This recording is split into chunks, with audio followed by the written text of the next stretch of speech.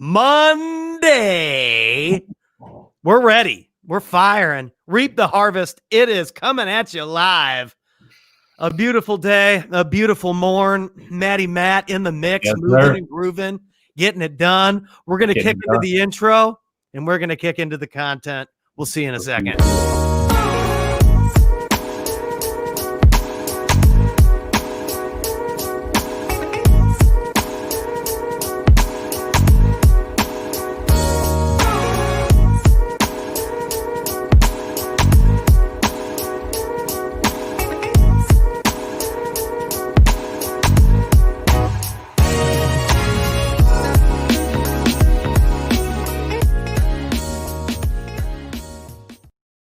So classy, so fresh, and so smooth. It's the Matt Tack Reap the Harvest live show. We are here, Momentum Monday.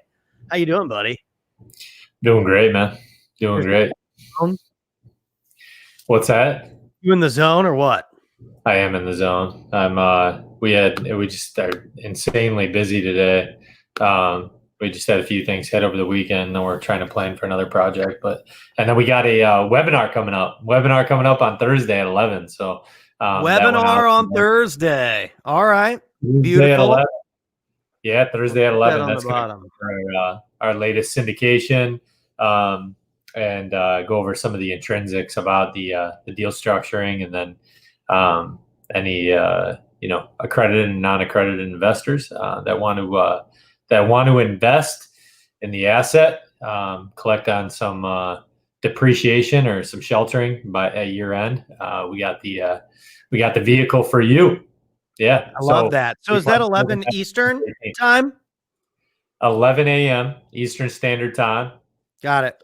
Yep, 11, a webinar at Thursday, and that's just basically just going to go over the underwriting of the deal itself. So it's a 167 unit in Augusta, Georgia. Nice. So we got a lot of cool things to talk about in that. But specifically, we're going to be going over the underwriting, and then obviously the advantages of investing into a vehicle like this. So it's cool, man. It's real cool. I dig it, man. I dig it. We were talking about fire when ready, but you got to be ready all the time. We were talking about that last week. Is that some people, what was the famous quote from Mr. Tim Grover, Michael Jordan's personal trainer, was like, man, when you count 1, 2, 3, go, somebody else already started.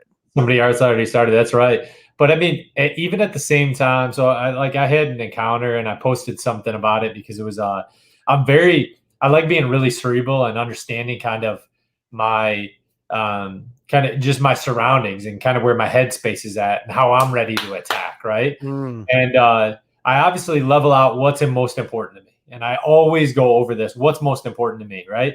And that's my mindset first. Where am I spiritually? Where am I focused on? Where am I heading? And where am I operationally in the capacity of my headspace? The number 2, health. Like, where am I in health? Like, if I miss out on a few days of just like running or lifting weights or something, that affects me. That affects the headspace. So they all interalign. And then, thirdly, where I'm at financially. Like, you have to make some butter, right? You got to make some bread in order to pay bills. And the struggle is a lot harder when you aren't monetizing. So you always have to have the ability. Where's the monetization piece? It doesn't have to be the most important, but it has to be one of the important factors, right? Of what you're thinking about, how you creating additional source of income. We just started a source of income this week by getting into the e-com space. Like, that's something we're trying to create as an accelerator. But like, I'm always looking and trying to adapting in new ways to create additional sources of income. So I never want to be in a position where like I'm solely focused on one source, right? I want to have, by the time in the next 5 years, I want to have at least 15 sources of income. I just like, of whatever range, like, and it can be small too. It doesn't have to be anything crazy. If it's a $500 to $1,000 a month, that's still considered like a source of income, right? And so where are the sources of income coming? Where's my That's a mortgage or a health insurance payment right there. But yeah, for sure. So, but like, fire when ready, right? So this came down to, I was even thinking about like my knowledge base. So like understanding what my knowledge base is, where my headspace is at, and where I'm ready to attack. And one of the things that I consider myself very knowledgeable in the space of like uh, EI, the EI space, emotional intelligence, right? Kind of understanding like where people are at and how I need to drive forward, what's fair, what's not fair, and then speaking up, right? And I did that even today with a business partner, right? We got to like I need to make sure that we're still gelling, but like I got to also understand where my expectations need to be met. And so something happened even this week though that I try to always be abreast of emotional intelligence, where my wife is at, where my family's at, where I need to like where my headspace needs to be, because sometimes I'll be tracking towards like, all right, where's IG at? Like how am I growing? How am I growing this area or that area, right? Like that at the end of the day is not very important. What's important is people. And I even reached out to you, Pat. I remember identifying something online where I'm like, dude, I got every decision that I need to make shouldn't have a monetary index associated to it. It should all be the amount of value, because monetary value will come out of it, right? Regardless. Right. And so how can I reach people with that value was kind of what we came up with. is How what do we we use these podcasts to kind of shorten up a couple things here, turn a corner there, Yep. modify things for different platforms so that we can reach people in the way that they need to be reached across the internet. Yeah. So I want to talk on one example. I posted this, so check me out on Official Matt Tech IG. But there was one thing that I was like, man, like that's fire when being ready and creating value in somebody else with like the expectations of getting nothing in return. And I loved it. So it like I try to do this a lot, but like it just hit a little bit. So I journal basically through IG, as I'll journal these stories in my head. But I went through this layer of we checked into the theme park yesterday. We had a little family day with my family. We checked into the theme park and I see this couple, and they had shirts that made like just married 10/30/2020. And I'm like, oh, that's cute, And then I just end a thought, oh, that's cute. They had shirts made. That's really, really cool. So we get into the park. We sit down in the park. We were getting something to eat before we did the run around. And I see them like at a table right by us. And I hadn't said anything to them. I'm like, oh, congratulations on the wedding. That's awesome. Marriage is great. So just encouraging them. So anyways, they're like, oh, thank you. Give us a shout back. And that was it. So I'm working with the kids, get the kids situated at the table. And then if out of my peripheral, for some reason, I saw that the young lady had left, and it was just the guy, and he was playing on his phone. And I thought about it, and I'm like, I should really go add value to him. Like I have a lot of experience in this area, 8 years of marriage. I could like, this guy just got married. I could give him a little punch of value real quick.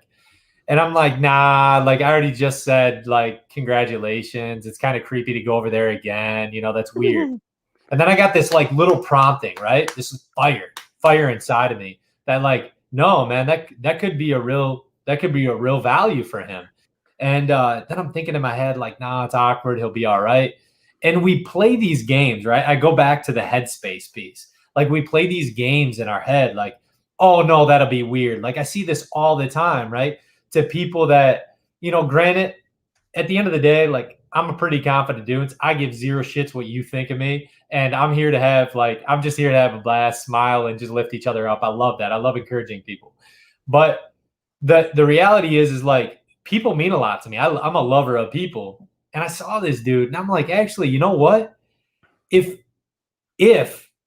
maybe it won't, maybe it won't be anything, and he's not going to utilize this. But if it does, and it drastically impacts his marriage, and this dude's just like they have an insanely rich marriage because I took the 2 seconds to like, be like, dude, marriage is freaking awesome. Don't let anyone tell you different. And this is how to make it even better and level up. Me taking like the 15 seconds that potentially could create that compounding effect. I'm like, actually, that'd be worth it, right? What's 15 seconds of my time? 15 seconds of my time going over there and telling him that. And so I'm like, you know what? Or the other layer, right? That maybe it doesn't impact him, but he's like, dude, you know what? 15 years ago, this guy came up to me out of nowhere, right? Didn't help me in Yeah, my, right. but might help you in yours. And he tells this other guy, and he changes generations, right? Because there's always that one, you're one off from creating that compounding effect of potentially millions of people. So I go over to him and I tell him, man, I was like, dude, I know you didn't ask me for advice, but I just want to tell you, like marriage is, dude, it's awesome.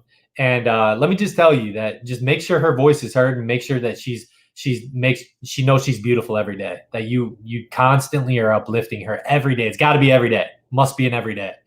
And then secondly, man, there's going to be small things that go through the course of life. You're going to be going through them. You might be making shit tons of money. You might be doing this. You might be doing that.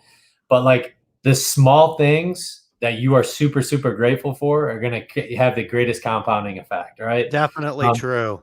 There's so Definitely many true. small things in life that I get up that are like so small that I'm like waking up in the mornings. My level of gratitude, my affirmations is literally looking over to my wife and I'm like, she's still in bed with me. Like, dude, that's awesome. Like, that's the small thing, right? We're sleeping next to each other. There's a bunch of married couples that don't even sleep next to each other. They hate each other and they sleep in different rooms. Like, I hear this all the Very time. true. I look over and I'm like, dude, I got an awesome life. Life happens for me, not to And me. another thing is this COVID thing has affected people's mental space brutally. You know, a lot Right. of people who are abusing alcohol, and we've seen a lot of, people taking their lives and losing their businesses and stuff like that. There's a lot of wacky 2020 factors going into people's mental space right now. And that obviously affects your personal relationships as well, Right. whether it's just your friends and family or it's your spouse or your wife or your husband or whatever situation you're in. That can be really hard, man. It can cause a lot of friction because you can feel like the whole world is kind of closing down on you and like you can't control anything. And that's a very scary feeling. So I feel for people that are feeling like that, For sure. I think that there's a ton of people feeling like that. And the void, right? The void is always to fill it with something, whatever it might be. And that's the 1% pivot though, right? Am I going to being like healthy or unhealthy with it? Am I going, to sip on the bottle? Like I went through 75 days that ended yesterday, 75 days of sobriety. Like I don't even really, I wouldn't call it like beer, liquor, whatever. It's never been a thing for me. Like, do I enjoy drinking? Yeah, I'll take a drink every once in a while, but it was never like a real thing for me. My outlets are in other areas. But like I just decided, dude, 75 days, I'm not going to drink, right? Didn't have sweets or drink 75 straight days. And that like it's caused me, like my body feels so much better where I'm like, dude, I'm probably very rarely going to drink because I feel so good, right? And I think a lot of times I was like, if I really look back, it was a void, right? I was drinking so that I could feel a little bit lighter, a little bit, maybe even a little bit more confident in a social atmosphere. And now I'm just like going in, I'm like, actually, dude, like I still feel good. And it doesn't matter if I drink or not, right? I'm just coming in. I want to be around people. I want to enjoy people. And then I want to feel awesome when I wake up the next day, right? To people, subconsciously, oh, I don't got a problem with alcohol. But then it's like, I need alcohol to like socialize in different ways, right? And then we have this underlying truth that we tell ourselves over and over again that we need that alcohol and the social atmosphere to create. And I'm like, dude, that's not true, right? I just redefined my level of truth in 75 days by choosing not to drink. And now I'm going into like social atmospheres. I'm going like, sometimes it was like, in order to say something to like confidently to a person, like even for instance, the other day going up to this like married couple, right? I probably would have said it anyway. Granted, I don't care who I talk to. I can literally talk to anybody. But the reality is it's easier with a shot, right? It's easier. Like oh yeah, I'm feeling pretty good. Like I'm just going to go up there and like chit chat with people. But like all those people, my wife being one of them, I love her to death, but she's like, I don't love small talk. She sure likes small talk when she's sipped on a friggin' pina colada, like with a little bit of floater on top, like, she's willing to talk then. Like why do we need the confidence to create that like kind of inner layer that like, oh, I'm willing to, I'm up for the small talk when I get a few drinks in me. Like the reality is we just need to redefine our definition of truth and fire when ready, right? And just make that action. We don't need anything associated to like alcohol or like what's the 1% pivot that's going to redirect our minds. But for me, I always want to go with the game plan of like the value I can add, value-based decisions. We talked about this in a couple podcasts prior, but like then have the ability to like value-based decisions and fire when ready, right? And there can be a monetary index associated to it where, hey, I'm gonna make some real money off of this. Or it could be, dude, like, I don't know this dude. I don't know that young woman. They just got married, and I hope they have an amazing marriage. Like, I hope it's just amazing from the get-go. Mine was, I was very selfish. I felt like I wasn't even a very good person. I definitely wasn't a very good, like, probably boyfriend or husband early on. But like, I feel like I am now. And I think my wife can truly attest to that. Like, I try to add as much value into that. Marriage is awesome. I love being married. I think it's, commitment is sexy. That level of loyalty is sexy. And it's just, how do you create that compounding effect? And then how do you add that knowledge to other people? A lot of people come up to me and tell me like, oh, like my girls, they're young, wait till they're teenagers. And I'm like, okay, like why should I wait until they're teenagers? Like, actually, if I raise them right now, I hope they make decisions when they're teenagers that are like way beyond their years, right? Right.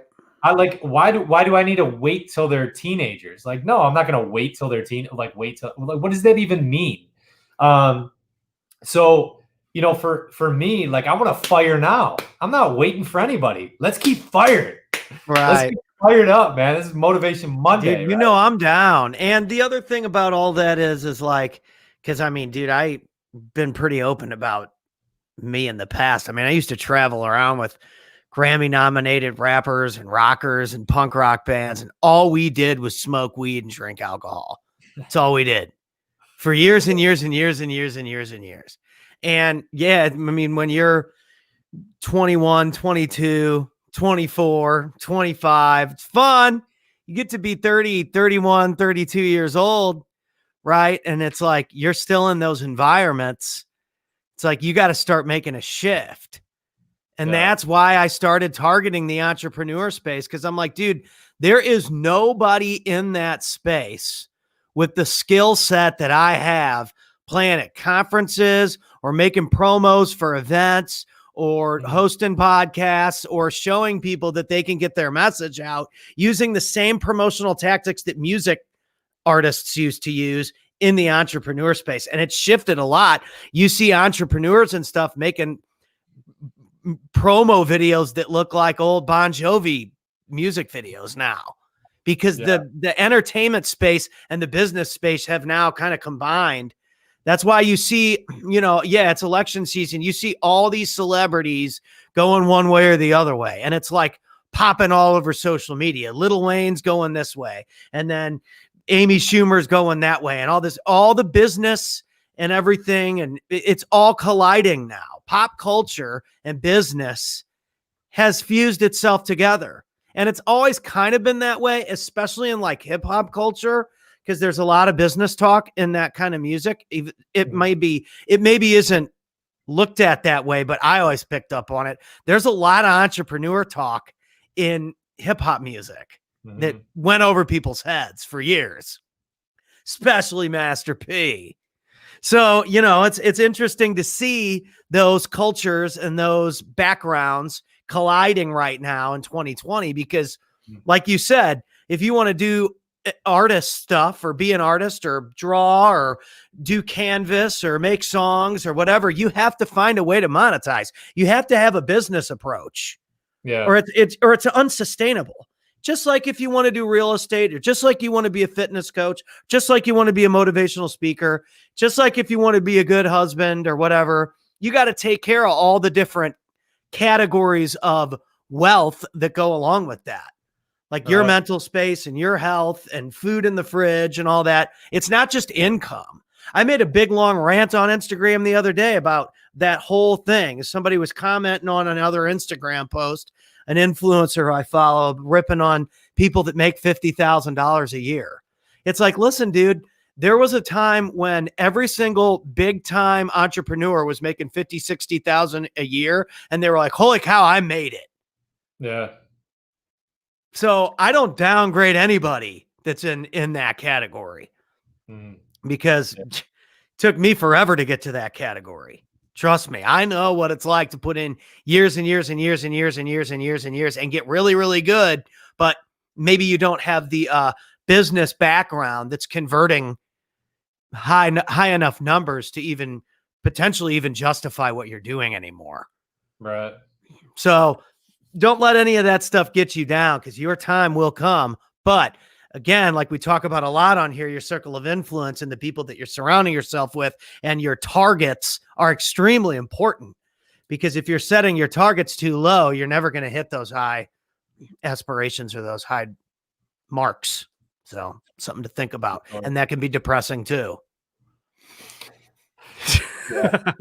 Yeah, no, I mean, but it also comes back to where it doesn't, like we talk in terms a lot of the monetary, right? What's the monetary? Because that's the entrepreneurship element. What are you creating? But at the end of the day, I think really, for me, what it comes down to is like the value that you can create in people, right? And if you create more value in people, it's funny how like the harder I work at just building relationships and building network and creating value in people, honestly, the more successful I become, right? I think that's the element of like going deeper, deeper, deeper, and God will take me wider, wider, wider. 100%. I'm just building my foundation a lot stronger, and it just gets stronger, stronger, stronger, stronger. And then that you have strong legs, right? You're able to create a little bit more of an impact. But fire when ready, right? We're always ready. You just got to stay alert and then fire. Yep, absolutely. So ladies and gentlemen, have a great week. Take action on that stuff and surround yourself with great people. If you're in an environment that's toxic, release yourself from it. Sometimes that stuff can drag you back in, make excuses, accept that you've come to the conclusion that maybe that's not the best thing for you, and fire on that too. Because that small release, like Matt said, he stopped drinking for 75 days. I haven't drank in like 785 days. Amazing. Because I can't do it at all anymore. Mm-hmm. You give me one shot of Jameson and I want to drink the whole bottle. And I wouldn't even call myself a quote unquote alcoholic. Yeah. Right? I mean, I could go months without drinking, clearly. But, when I have one, I want to have 10 more. I don't even think that that's that abnormal in our society. It's actually widely accepted behavior. Yeah. Binge drinking is extremely widely accepted behavior. But guess what? Just because everybody's doing it doesn't mean it's not toxic. Yeah. You've got to make those decisions for yourself. Mm-hmm. So make those decisions, fire on it, make those adjustments, and have a great week. Matt, we'll see you next time. Follow Matt on Instagram for all the highlights and updates. We'll talk to you soon. At Official Matt Tech. At Official Matt Tech. Reap the Harvest Live, Momentum Monday.